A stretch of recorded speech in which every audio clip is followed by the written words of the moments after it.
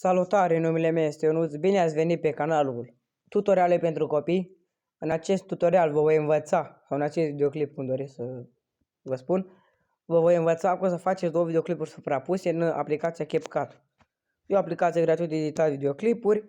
Hai să începem, dați la proiect nou. Selectați videoclipul care aveți nevoie să-l... care vreți să le puneți suprapusă, ca să le-am eu pusă pe YouTube, toate.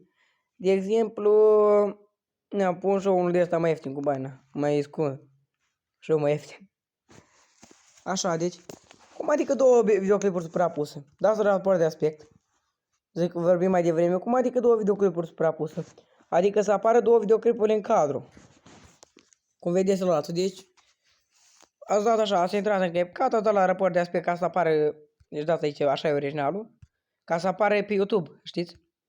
Sau dacă are și pentru YouTube aici nume, dar cam rău. Știți, adăugat o teză și am dat din greșeală, mă scuzați. N-are asta importanță. Și acum, ca să dați la acoperire.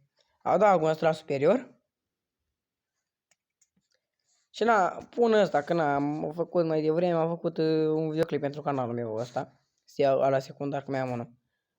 Așa, și bam.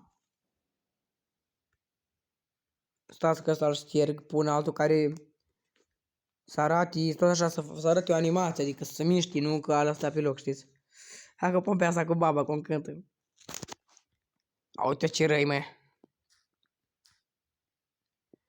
Nu contează, le așezați voi și așa acum când dați play. Cei mai frumoși ale mei au fost ca floare de tiof. N-are importanță și mai mulți are respect pe la mine.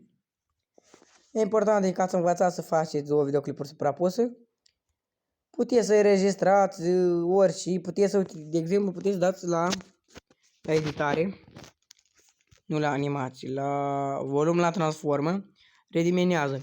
Da, și dacă nu vă place forma, puteți să dați cum doriți, sus, jos, aveți așa multe opțiuni.